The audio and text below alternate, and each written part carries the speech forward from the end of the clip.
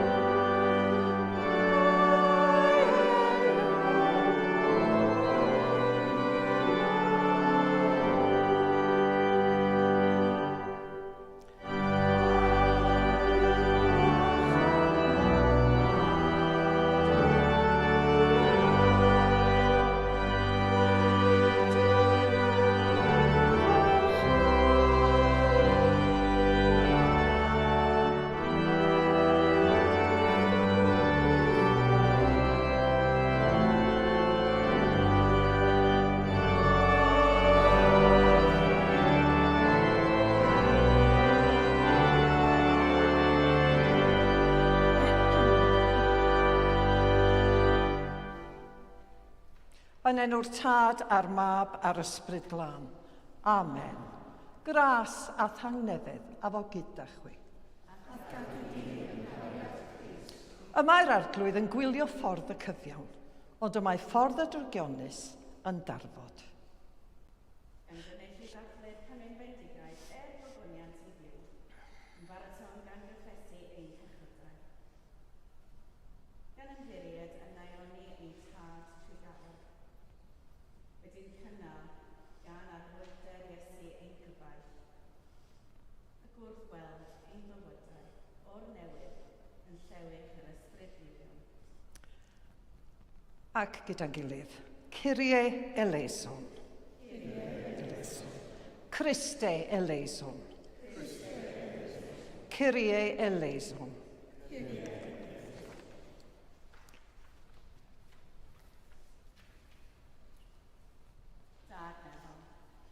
Yr ydym wedi pechu ar feddwl, gair a gweithred, a heb wneud yr hyn a ddylem. Mae'n wir ddrwg gennym, ac yr ydym o ddifrif yn ei farhau, mwyn dy fab Iesu Grist a fe farw drosom, maddeuain i'r cwbwlaeth heibio, ac arwain ni yn ei fferddef i gerdded fel plant o goleuni. Amen. Yr holl alluog Dduw sy'n maddau i bawb sy'n wiredifeiriol, a dy garhawr ddych, eich rhyddhau o bechod, a'ch cadarnhau mewn daioni, a'ch cadw yn y bywyd tragwyddol, trwy Iesu Grist ein harglwydd. Amen. Gweddiwn.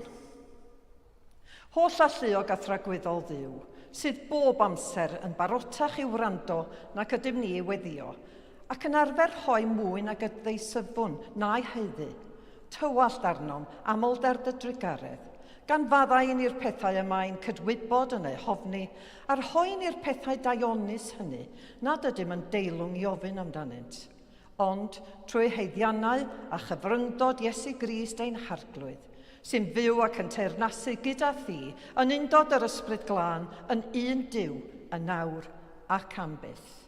Amen. Ac arhoswn ar ein traed i gyd ddweud gyda'n gilydd y salm. Gwyn ei fyd y sawl nad yw'n dilyn cyngor y drygionus, nac yn ymdroi hyd ffordd pechaduriaid, nac yn eistedd ar sedd gwatwarwyr, ond sy'n cael ei hyfrydwch yng nghyfraith yr arglwydd, ac yn mybyrio yn ei gyfraith ef ddydd a nos. Y mae fel pren wedi ei blannu wrth ffrydiau dŵr, ac yn rhoi ffrwyth yn ei dymor, a'i ddeilen heb fod yn gwywo. Beth bynnag a wna, fe lwydda. Nid felly y bydd y drygionus, ond fel is yn cael ei yrru gan wynt. Am hynny, ni saif y drygionus yn y farn, na phechaduriaid yng nghynulleidfa'r cyfiawn. Y mae'r arglwydd yn gwylio ffordd y cyfiawn, ond y mae ffordd y drygionus yn darfod.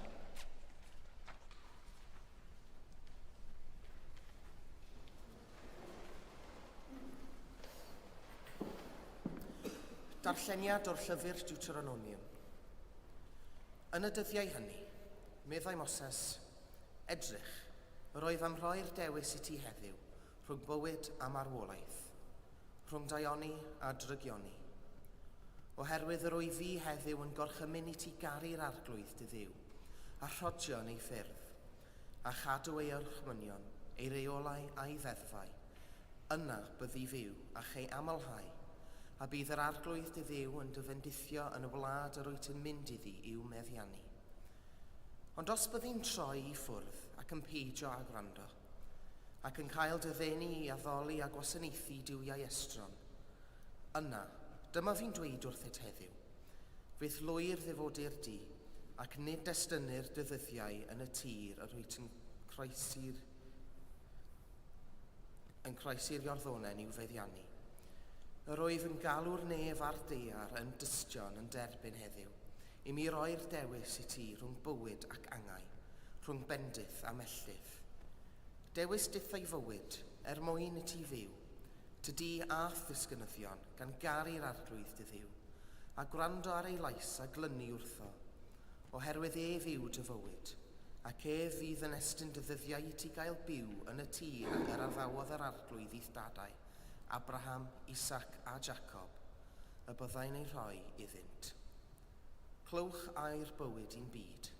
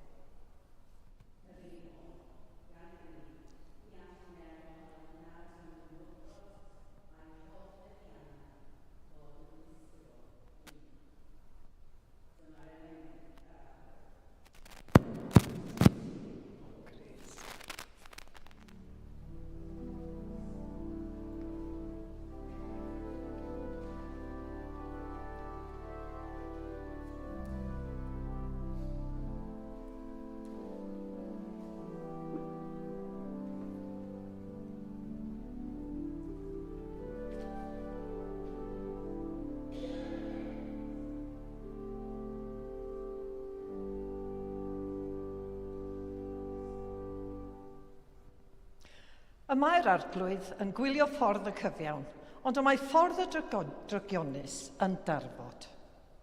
Yn enw'r Tad a'r Mab a'r Ysbryd Glân. Amen.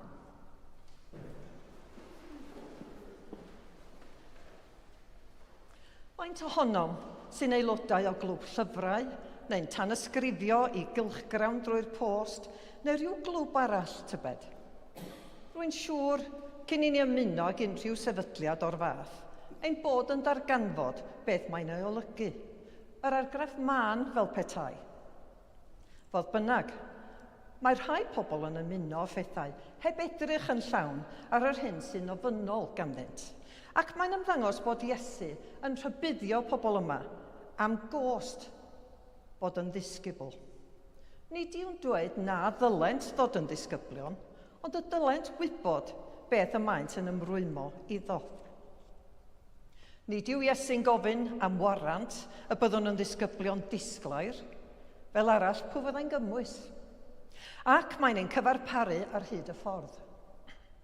Mae hon yn her wirioneddol i'r eglwys yn yr 11th ganrif ar 20, pan fod llawer o bobl yn amharod i ymrwymo i unrhyw beth yn y tymor hir. Rhowch gynnig ar gynnal cwrs y dyddiau hyn, a bydd pobl yn dod i sesiwn yma ag acw, ond anaml iawn i bob un. Mae bywyd wedi mynd mor brysur, fel bod gan bobl ormod o bethau i'w jyglo y dyddiau hyn, ac yn anffodus, nid yw'r eglwys bob amser ar frig yr rhestr o flaenoriaethau. Mae rhai eglwysi, pregethwyr neu raglenni teledu eglwysig, yn cyflwyno'r efengil fel petai'n ymarfer cysylltiadau cyhoeddus, PR, gan bwysleisio'r pethau da, ond maent yn amharod i siarad am y gost wirioneddol. Hoffwn ddarllen dyfyniad o lyfr Communication and the Gospel gan John Holdsworth, a dwi wedi cyfieithu yr rhan o'n i'n gyfeirio ato fo. A dyma eiriau John Holdsworth. Ar ei orau, mae cysylltiadau cyhoeddus yn delio ar gwir ac yn helpu pobl i weld yn gliriach. Mae hefyd yn delio â sefydliadau cymhleth ac yn helpu pobl i'w deall a'i cysylltu a'i dealltwriaeth o'r byd. Y prif broblemau yw, wrth wneud hynny, bod yr ymgynghoriaeth cysylltiadau cyhoeddus yn ddetholus ac all or-symleiddio. Mae'r detholusrwydd yn golygu mai dim ond ochrau ac ochr orau a mwyaf cadarnhaol cwmni sy'n cael ei ffortreadu, bod hyn yn aml yn cael ei weld fel unioni cydbwysedd yn aml. Mae'r symleiddio'n golygu a gall pobl feddwl eu bod wedi deall hanfod rhywbeth sydd mewn gwirionedd yn llawer mwy cymhleth nag y maent yn ei ddychmygu. Ac yn y broses, maent yn cael ei hanadlu yn hytrach na'i galluogi i gymryd rhan mewn deialog adeiladol amdano. Gan ymddangos yn hynod o driniaethgar, gan awgrymu ni ffyrdd o feddwl am bwnc sy'n cuddio'r hyn sydd i lawer o bobl yn wir mater. Mae'n dasg broffwydol wirioneddol i'r eglwysi, dynnu ymaith y trapiau hynny a datgelu'r materion ar gyfer dadl wirioneddol. Ond nid yw hynny'n golygu bod angen gweld pob cysylltiadau cyhoeddus, fel gelyn wrth gwrs. O dyna ni eiriau John Holdsworth. Dyna pam yn ystod paratoadau bedydd oedolion, roeddwn ni'n aml yn arfer siarad am freintiau a llawenydd dod yn ddilynwr i Iesu. Ond roeddwn hefyd yn arfer dweud wrth bobl bod yna heriau. Mae'r efengil yn sôn am ddifrifoldeb y groes a'i gofynion ar alwedigaeth Gristnogol. Nid yw'n ymwneud â bod yn boblogaidd, ond am gael eich cymryd o ddifrif. Mae Iesu'n chwilio am ymrwymiad llwyr gan ei ddilynwyr. Nid yw'n chwilio am Gristnogion camilion fel petai. Rwy yw'r math o bobl sy'n ymddwyn yn sanctaidd iawn mewn lleoliadau eglwysig, ond mewn meysydd eraill ei bywydau, byddai'n anodd gwybod ei bod yn ddilynwyr i Grist mewn unrhyw ffordd. Maent yn newid eu lliwiau i gyd-fynd â'i hamgylchedd. Mae Iesu yn gosod amodau ynghylch cysylltiadau teuluol, cario croes rhywun a chefnu'r eiddo, ond gall yr iaith a ddefnyddion fod yn ddryslyd i bobl weithiau.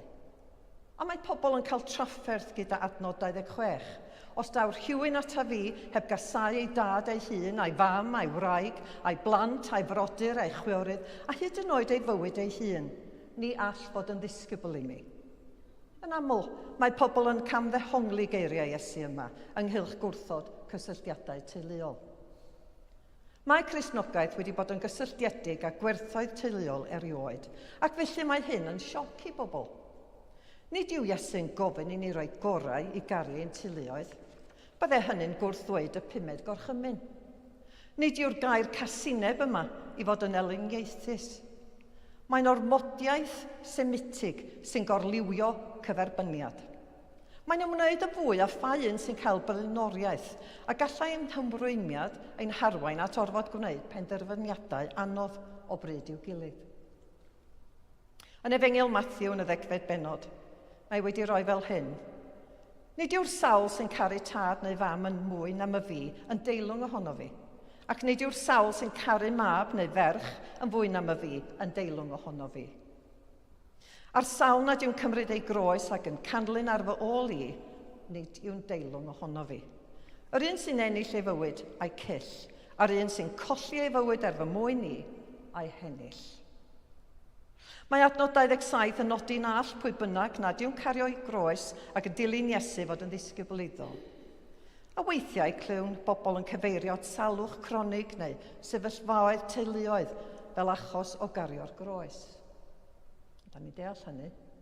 Mae'r rhai ysgolheigion yn awgrymu bod hyn yn cyfeirio mwy at yr hyn a wnawn yn wirfoddol, oherwydd ein hymrwymiad i Iesu Grist. Maent yn ei ddisgrifio'n fwy fel aberth bwriadol ac ymlygiad i risg o gnawd i ddilyn Iesu, risg a gwawd i ddilyn Iesu. O ran eiddo, mae'r cyfieithiad groeg o garsineb yn fwy o'n deimlad o garu llai a pheidio a gallu gwasanaethu dau feistr. Ac yn lyc, yr unfed benod ar 15 a'r drydydd adnod ar 10 rydym yn darllen hyn. Ni all unrhyw was wasanaethu dau feistr, oherwydd bydd unau'n casáu y naill ac yn caru'r llall, neu'n deyrngar i'r naill ac yn dirmygu'r llall. Ni allwch wasanaethu Duw a Mammon. Wel, mae pethau o'r fath yn amhosibl, efallai y byddwn yn meddwl. Ond mae Iesu yn syml yn gofyn am i ni ymddiried ynddo a'i ddilyn. Pan fyddwn yn ymrwymo i Iesu, mae'n rhoi'r nerth i ni i ddod yn disgyblion gwir. Ond mae hyn yn galw am ffordd wahanol o fyw. Rydym yn dod yn greadigaeth newydd, fel y darllenwn yn ail lythyr Paul at y Corinthiaid, 5 adnod ar 11 adnod ar 15. Felly os yw'r rhywun yng Nghrist, a mae'n greadigaeth newydd, aeth yr hen heibio, yma'r newydd yma. Gall newidiadau o'r fath ailgyfeirio ein hegni o ran yr hyn a wnawn a'n bywydau. Gallant adfer perthnasoedd toredig neu fynd i'r afael y perthnasoedd amhriodol. I rai mae'n ymwneud â sut maen nhw'n delio â'u harian. I eraill mae'n golygu newid llwyr mewn galwedigaeth. Mae'n gofyn am newid mewn blaenoriaethau. Mae sôn am y tŵr a'r frwydr yn pwysleisio pwysigrwydd meddwl pethau'n drylwyr. Ni wnaeth Iesu ddatganiadau o'r fath i annog pobl i beidio â dod yn ddisgyblion, ond i atal pobl rhag ei ddilyn yn ysgafn neu rhag gweithredu allan o gyffro dros dro, oherwydd bydd y bobl hynny'n gwrthdroi.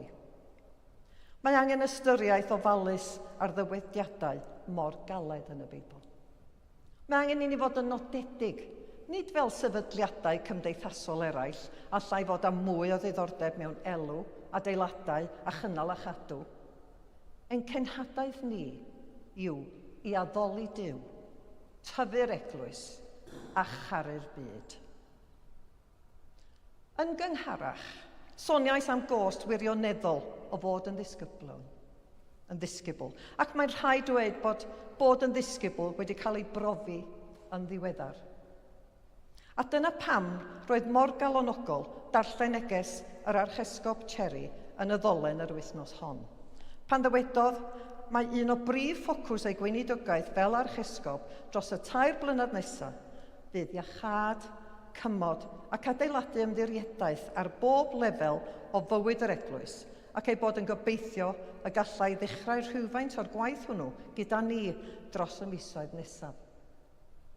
Gan ddiolch i ni am ein ffyddlondeb, cydnabu bod heriau i'w hwynebu o hyd, ond ei bod yn hyderus y bydd gras Duw yn llifosogi wrth i ni gadw ein llygaid yn sefydlog ar ein harglwydd Iesu Grist a cheisio rhannu cariad anfesuradwy Duw gyda'r cymunedau a wasanaethwn. Dewedodd hyn hefyd. Yng ngeiriau'r tangnefedd yn ein liturgi, corff Crist ydym ni. Gadewch i ni wedyn ddilyn popeth sy'n creu heddwch ac sy'n adeiladu ein bywyd cyffredin. Felly, bydda di Dduw roi'r gras i ni a'r cariad i wneud y pethau hyn yn ei enw ef ac er ei ogoniant, yn awr a hyd byth. Amen.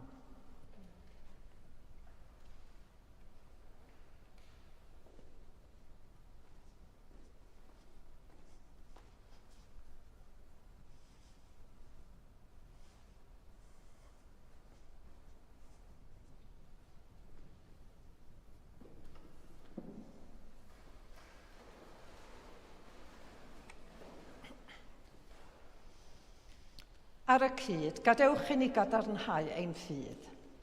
Credwn yn un Duw, y Tad, yr holl alluog, gwneithurwr neb a daear, a phob peth gweledig ac anweledig. Credwn yn un arglwydd Iesu Grist, unig fab Duw, a genhedlwyd cyn y Tad, cyn yr holl oesoedd. Duw o dduw, llewyrch o lewyrch, gwir dduw o wir dduw, wedi'i genhedlu, nid wedi'i wneithur, yn un hanfod a'r Tad, a thrwydd o ef y gwnaed pob peth. Ein mwyn ni ac ein hiachawdwriaeth, disgynnodd o'r nefoedd. Trwy nerth yr ysbryd glân, daeth yn gnawd o fair forwyn, ac fe gwnaed yn ddyn. Fe croeshoelwyd drosom dan Pontiws Pilat, dioddefodd angau ac fe claddwyd. Atgyfododd y trydydd dydd yn ôl yr ysgrythurau, ac esgynnodd i'r nef, ac yma'n eistedd ar ddeheulawr Tad, a daw drachefn mewn gogoniant i farnu'r byw a'r meirw, ac ar ei deyrnas ni bydd diwedd.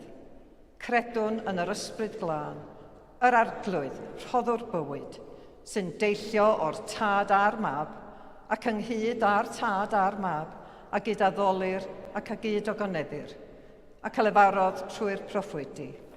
Credwn yn un eglwys lân gatholig ac apostolig. Cydnabyddwn un bedydd meddeiant pechodau, a disgwyliwn am atgyfodiad y meirw, a bywyd y byd sydd iddo bod. Amen. Gyda'n holl galon a'n holl feddwl, gweddiwn ar Dduw.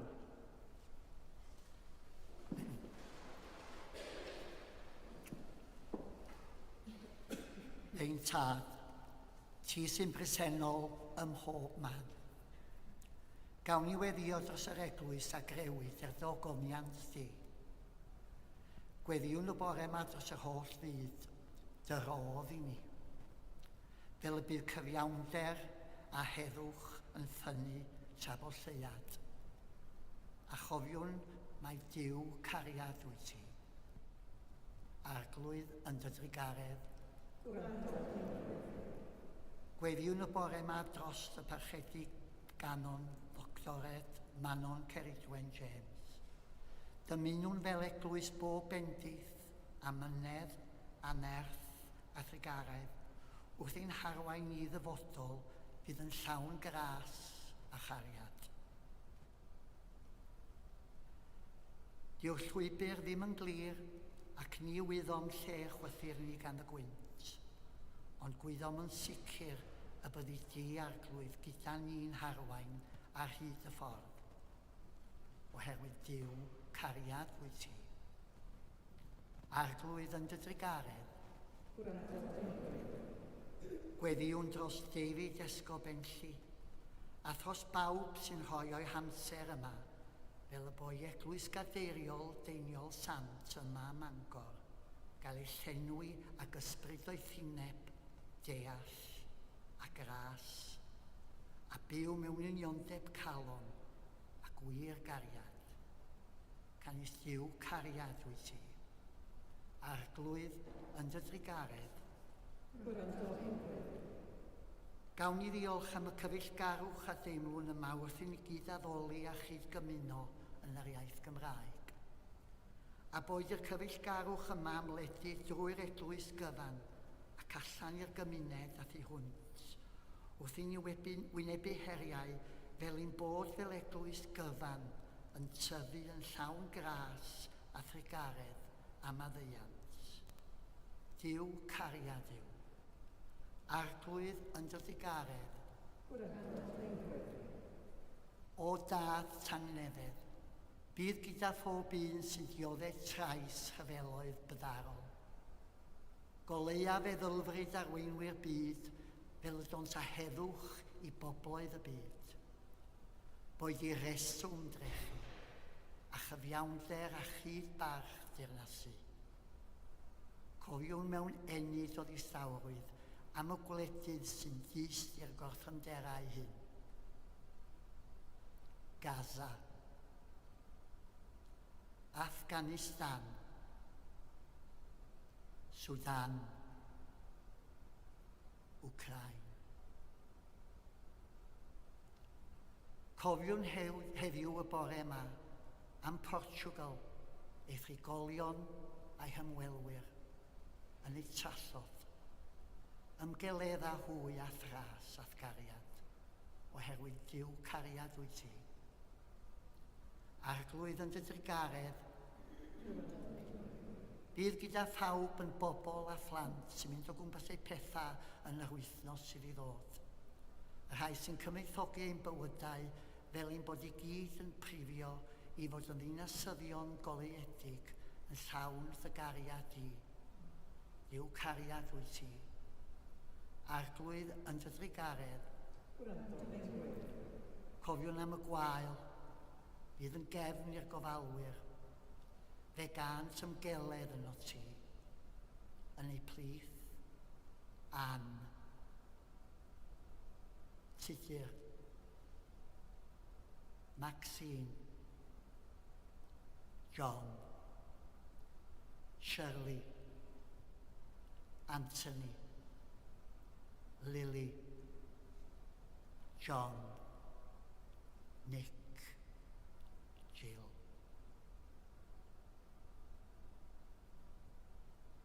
Weddiwn dros anwyliaid o'n cymuned a thu hwnt sydd wedi gadael y fuchedd hon yn ddiweddar. Delyth, Kate Elin, Jordan, Jack Suada, David Olwood Frome. Gorffwys tragwyddodd yr oen o arglwydd. Gorffwysed hwy mewn tangnefedd. Da Trigarog.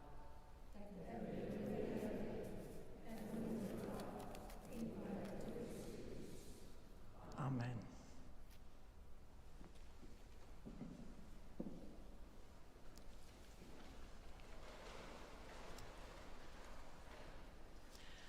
Dyw sydd wedi'n cymodi ni ag ef ei hun trwy Grist a rhoi i ni weinidogaeth y cymod. Tangnefedd yr arglwydd a fyddo gyda chwi bob amser. Rhannwn arwydd o dangnefedd.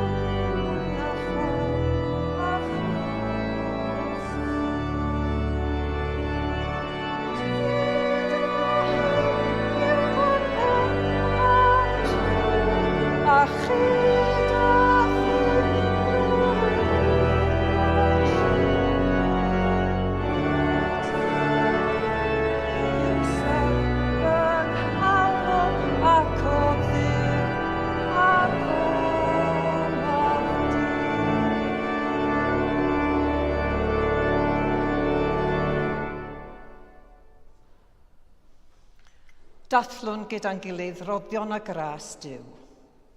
Cymerwn y bara hwn, cymerwn y gwyn hwn, i ddilyn esiampl Crist ac i fyddhau i'w orchymyn. Yr arglwydd a fo gyda chwi. Dyrchefwch eich calonnau. Diolchwn i'r arglwydd ein Duw. Iawn yw'r hoi ein diolch am clod. Iawn yn wir, ein dyletswydd a'n llawenydd bob amser ac ym mhob lle, yw diolch i ti, Dad sanctaidd, holl alluog a byth dduwiol dduw, trwy Iesu Grist ein harglwydd.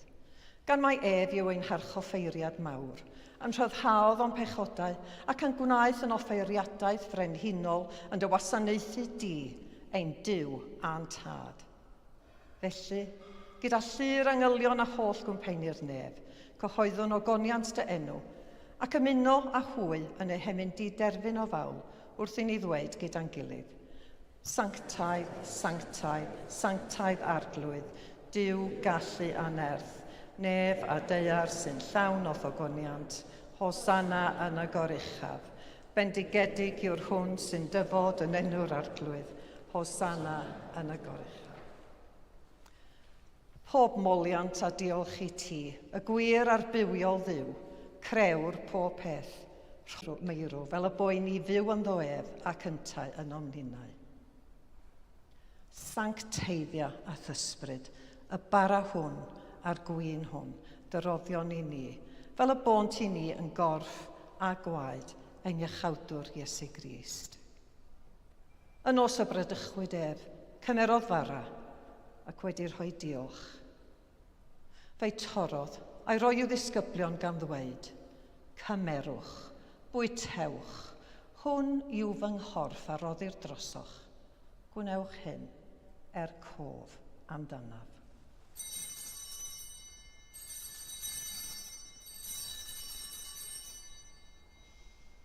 Yr un modd ar ôl swper cymerodd y cwpan, ac wedi'r rhoi diolch, fe rhoddodd iddynt gan ddweud, yfwch o hwn bawb. Oherwydd hwn, yw fy ngwaed o'r cyfamod newydd a dywelltir drosoch a thros lawer meddiant pechodau. Gwnewch hyn bob tro ar yfwcheb, cof amdanaf.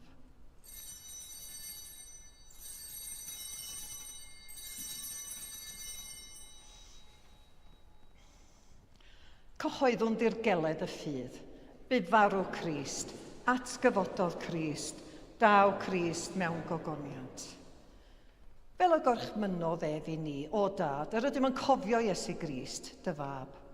Gan gyhoeddi farwolaeth fuddugoliaethus, a chan ymlawenhau yn ei atgyfodiad, a disgwyl iddo ddod mewn gogoniant.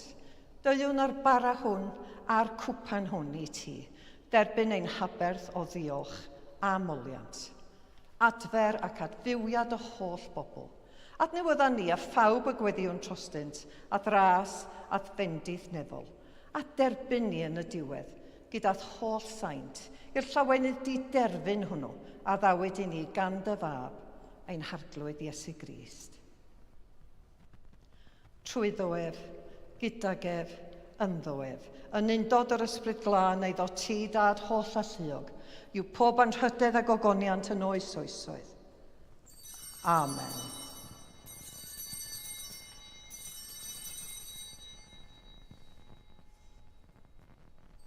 Fel y dysgodd ein hiachawdwr ni, gweddiwn yn hyderus, ein tad, o'r hwnnwyd yn y nefoedd, sancteidder dy enw, deled dy deyrnas, gwneler dy ewyllus, megis yn y nef, felly ar y ddeiar hefyd, dyroi ni heddiw ein bara benyddiol, a maddau ni ein dyledion, fel y maddaiwn i'n dyledwyr, ac nac arwain ni brofedigaeth, eith'r gwared ni'r rhag drwg, gan yseiddo ti yw'r deyrnas, a'r gallu, a'r gogoniant, yn oes oesoedd.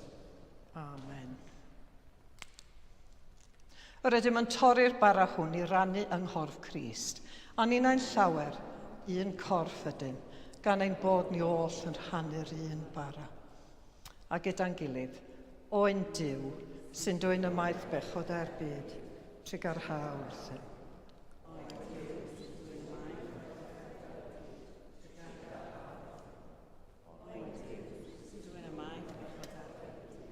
Trwy gwmni dy dangnefedd.